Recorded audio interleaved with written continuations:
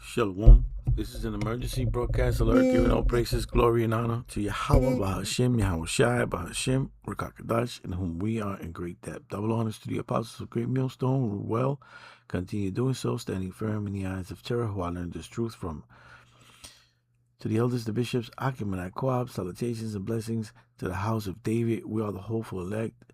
And GMS, this is your brother Quasiar with another quick one. And I'm going to play a couple of clips really quick. And the truth of the matter is that the Lord tells us what he's about to do before he does it. He actually sets his prophets in line according to the time, and people deny until they are confronted with the truth, and by then it's too late.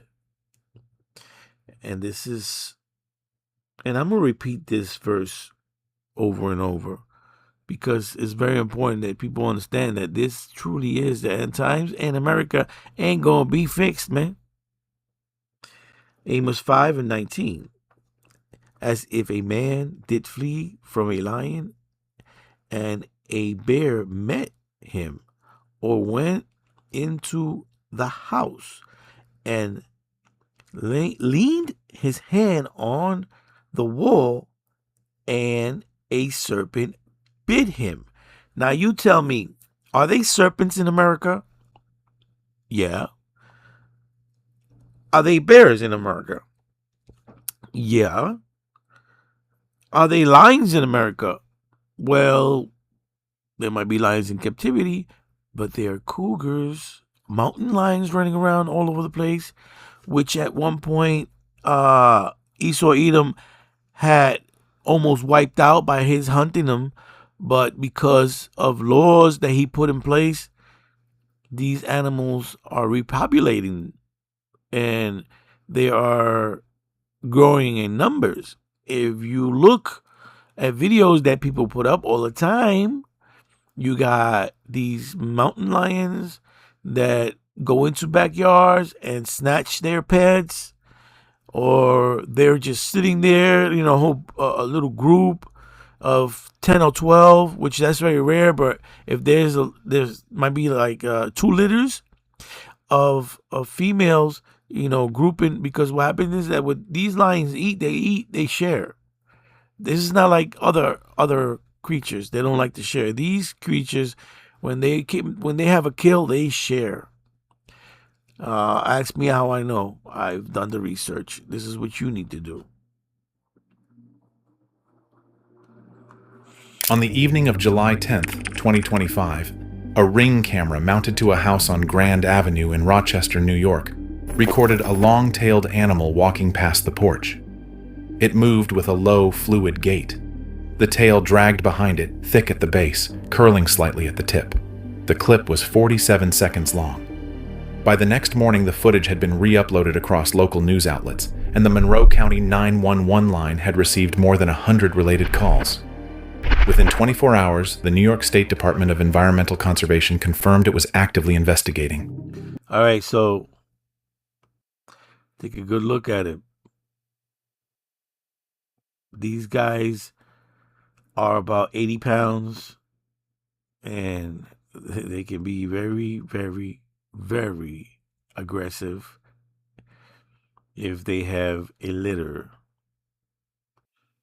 There was no longer anything left to protect. Officially, no breeding population has existed in New York for more than a century, and yet, year after year, residents report large tawny cats with long, heavy tails moving through suburbs, forests, and farmland. Now, when I went to Long Island on my bike last year, I could have sworn I seen a big cat. So I gave it for, maybe it was a bobcat. Bobcats can get pretty big, over 20 pounds, maybe 25 pounds. They can get pretty large, like it's like maybe the size of an average dog, maybe a little bigger sometimes. And since I was pulling a cart, it was making a lot of noise, and it was kind of late. I guess he got started, and he jetted across the field, and all I could see is him jetting into the bushes. But he sticks his head back out, and now that I'm thinking about it, the ears, man, you can't deny it, because like bobcats have different ears from these mountain lions. And now that I'm thinking about it, reflecting back at it, it might have been a mountain lion. But so people keep capturing, you know, these animals frequently. All right, so this is, let me see. All right, this is here in New York and somewhere in the city. I don't know where. He doesn't say. But the city is big. You have places where it's wooded. And you might say, "Oh, where in the city is it wooded?" Here in Manhattan, you don't leave Manhattan, bro. That's why you say that. You go to Brooklyn, you don't leave. You ever been deep into Queens? Queens has its wooded areas, man, and they can jump from place to place at night. They stay very hidden. They are scared till this point. They still afraid of the voices, like human voices. When these animals hear human voices, they like to hide. Study, and you find out this guy is in somebody's house, but this is not New York City. This is more up in Catskills, I think, or something, or the Perry Mountain in New York. So I included this because of what he's saying. All right, it's not because of the article itself. It's what what they found. Because if you believe in Yahweh and you believe what the scripture says, you understand that certain creatures were alive when man walked the earth. All right, till this day.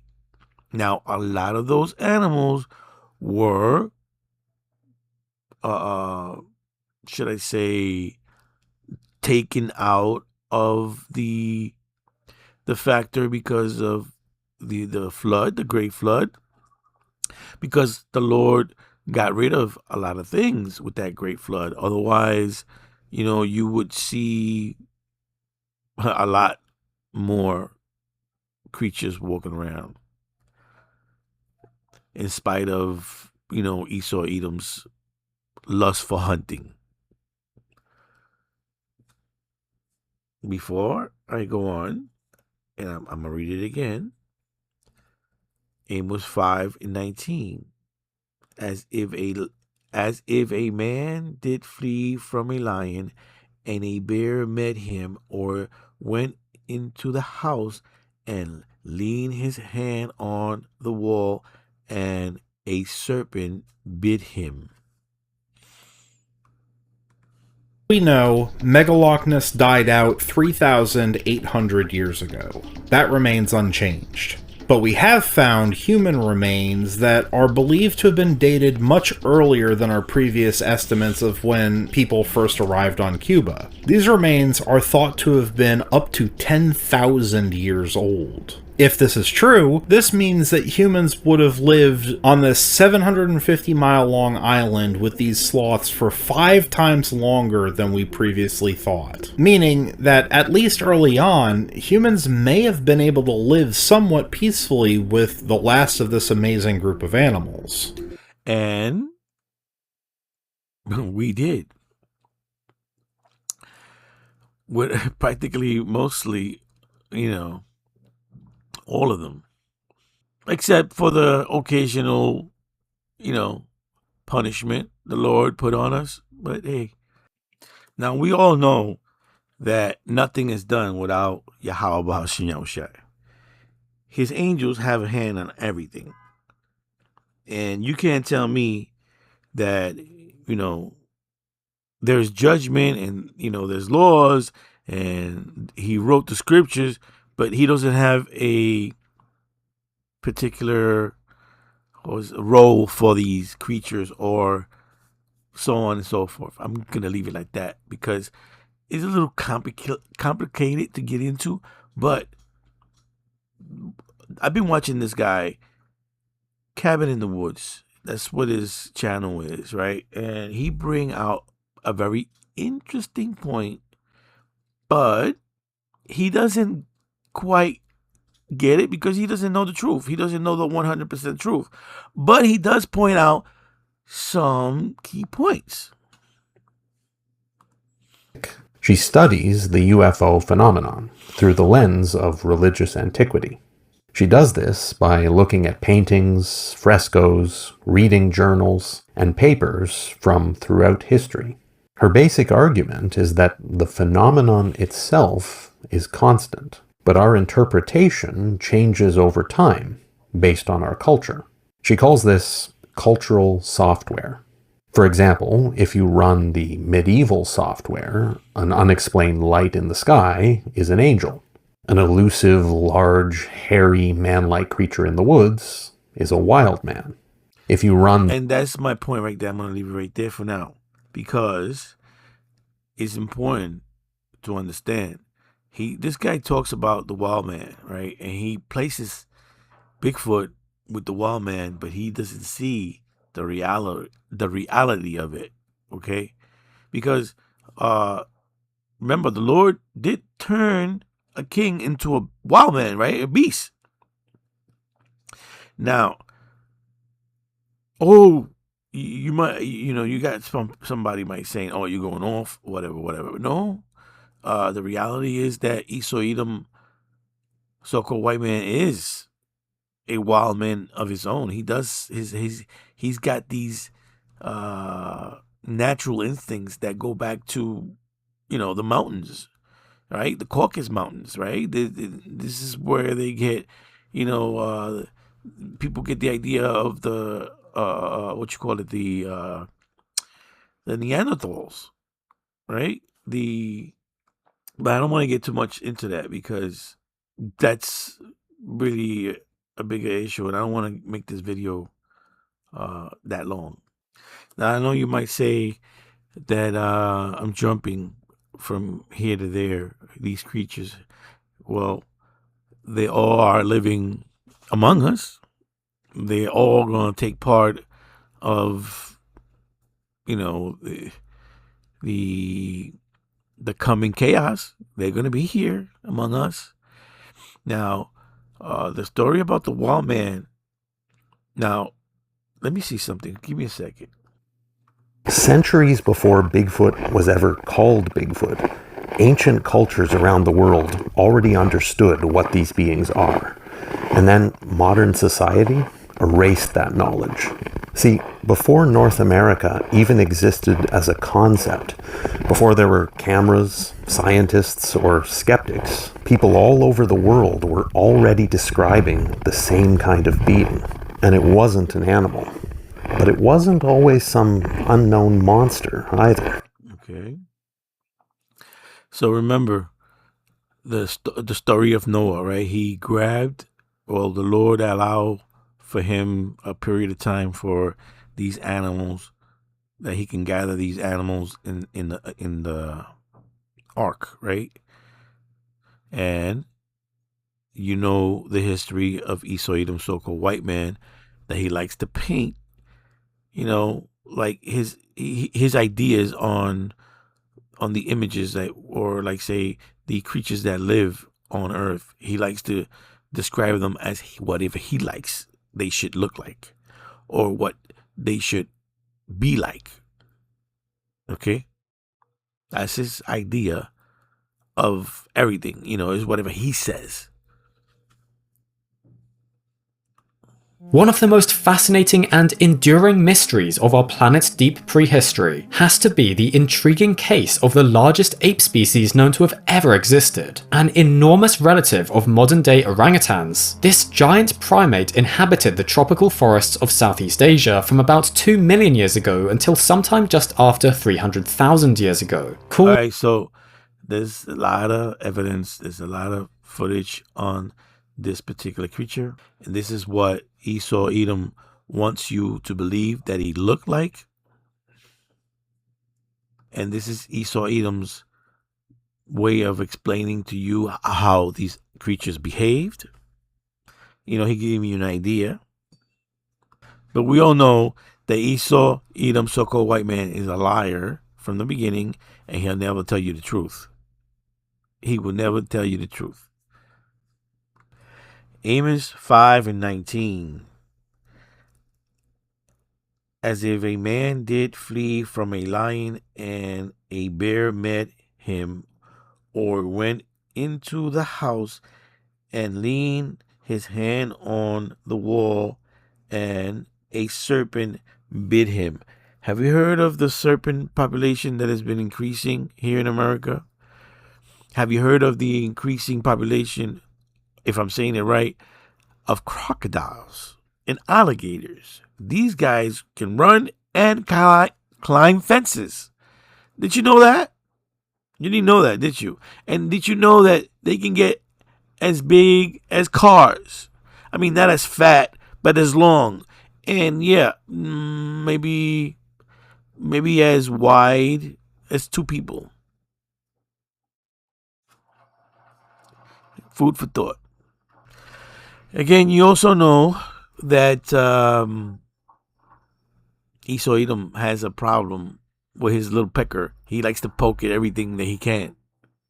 All right, he's always done that. The scripture says that you got to watch out. You can't even leave your dogs around, man. You can't leave your animals around him for that specific reason.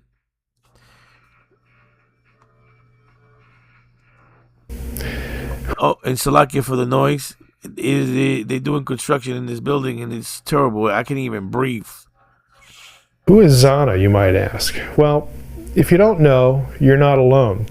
While a lot of people have heard about Bigfoot, only the really dedicated Bigfoot fans have heard of Zana and know what we're going to be talking about. And Salakia, this is the name Esau Edom has put on, which I think, I don't know, 100%, because I'm not a scientist. I don't go around poking and killing animals, and researching them. And I wasn't alive back in the days of Noah to say, oh, this is a specific animal. This is the Gigantopithecus, that they call Bigfoot now. I'm just saying.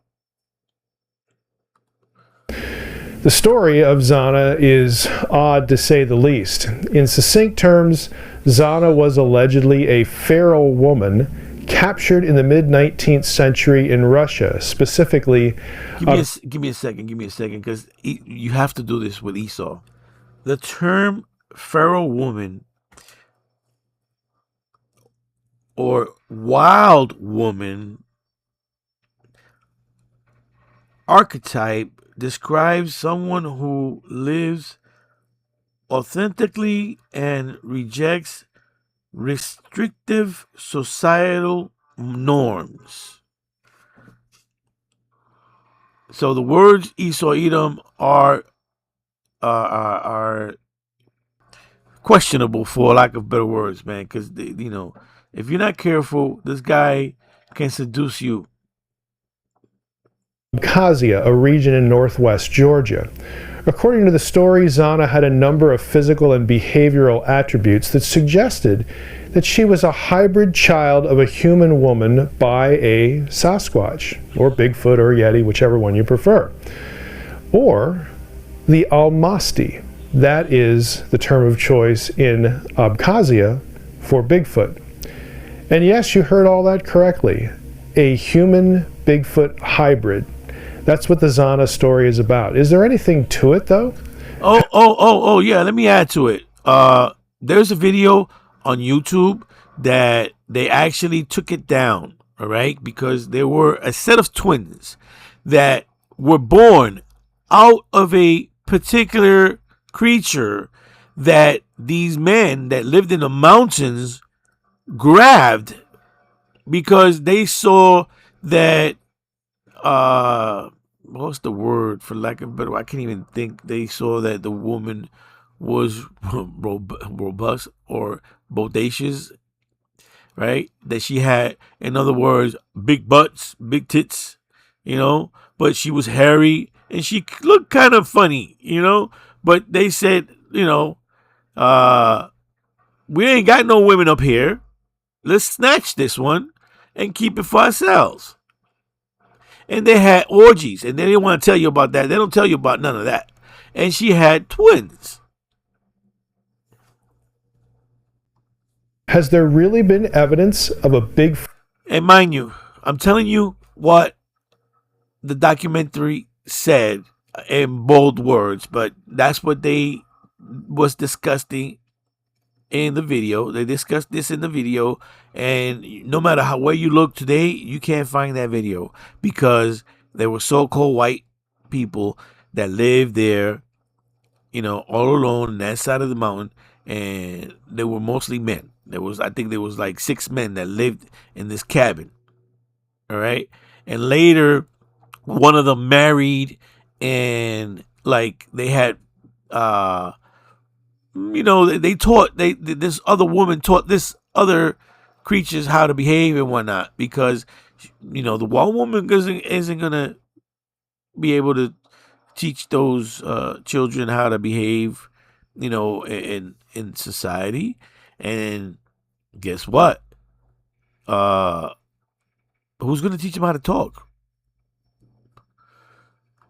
Foot human hybrid out there since the 19th century? I mean, how could we not have heard this?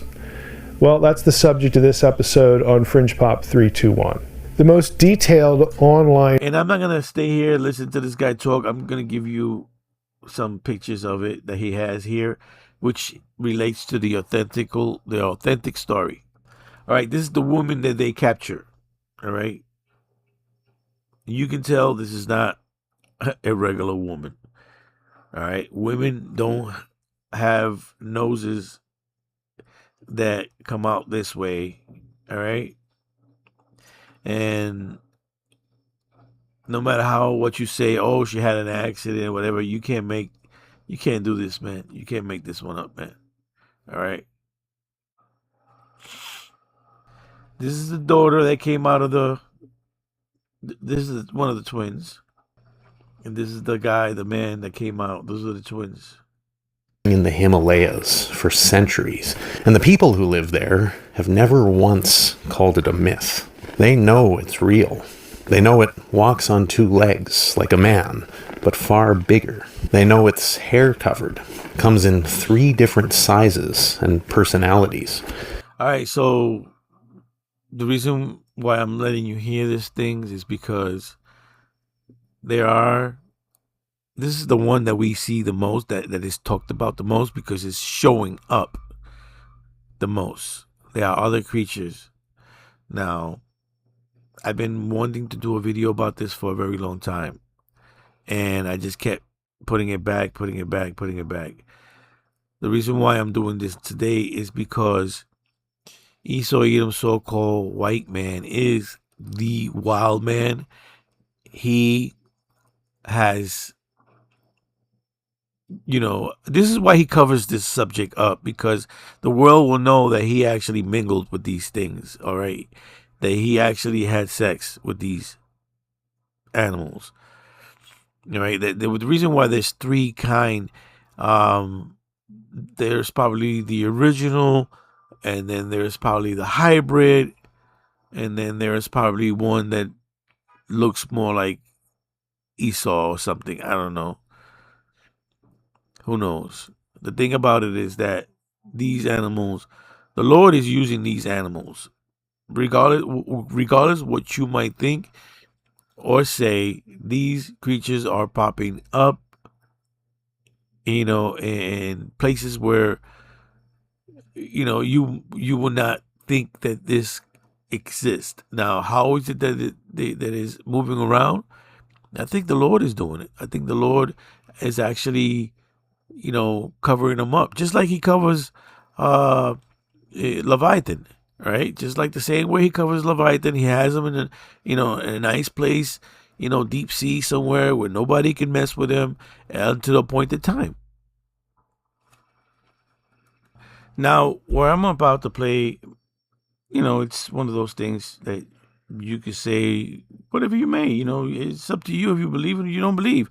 The thing I'm saying is the best way to protect yourself from anything that's going to happen in Babylon is prayer to Yahweh Ba'ashem Yahushai, because, hell, you might think you're being chased by some sort of creature unknown, and meantime, is a bear that's going to tear your ass up, and you might just say, oh, it's something else, or you saw somebody get tore up by this creature, and you telling the people, oh, it was this way and that way, and this is what the Lord wants you to see. I'm just saying, the best thing to do is keep praying to Yahweh Ba'ashem Yahushai, that if you're somewhere and you're moving about and you have to move as a pilgrim because the time is going to come, it's important that you always keep your eye on the prize. Now, this guy here says he saw, these creatures, and I don't know if he did it or not. To be honest, I don't know if he did it or not. But there has been, there was a video I saw the video I saw, it was from somewhere in Iran, all right, some mountains. They had like some sort of ruins, right, like ancient ruins, and there were holes, and the people had covered those holes up because they said that at night creatures will come out of there and they will take their livestock, and if they're not careful, even the children would get snatched. Men were being snatched, so they figured they close these things up because these creatures are dangerous. And in the daytime, there was someone who actually didn't believe, and they took him up there, right? And they uncovered the hole, right? And he started talking into the hole, and all of a sudden, 2 eyes popped out. And then another 2 eyes popped out. And then there was like 3 or 4 looking at him, and then all of a sudden they started howling and screaming and shouting like they wanted to jump out the hole. And they said, oh, like close it. And that was the end of the video. And believe me, the video was taken down because I can't find that video for nothing. I've looked for it, and I even I wanted to record it, and I didn't have the means to record it at the time. And I had it like pinned. And it was just like, this video is no longer available.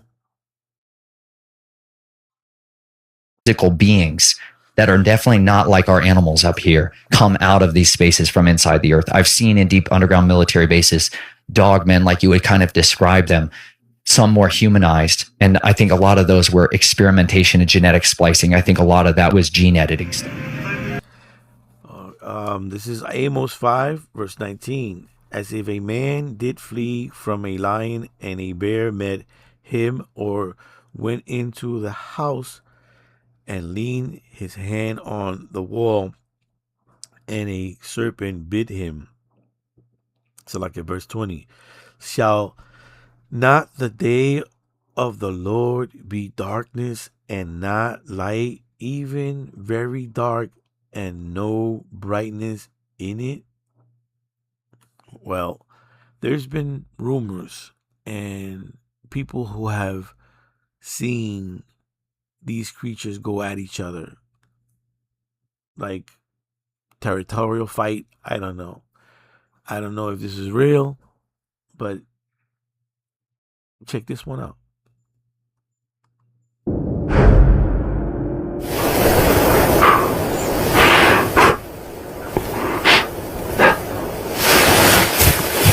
And that's from a camera, all right, out in the woods. Now look carefully at the body structure, okay? Dogs don't back up that way. A regular dog does not back up that way. You don't see, well, look carefully, all right? I know CGI, I know you're going to say CGI, this and that.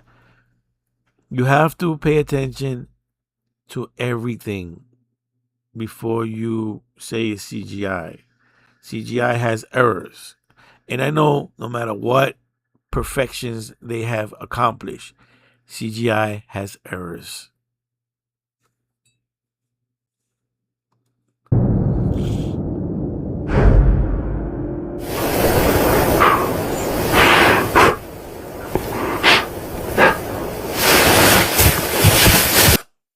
Let's see, is that okay?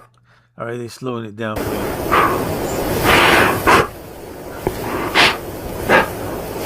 I've seen physical. All right, so that's enough of that.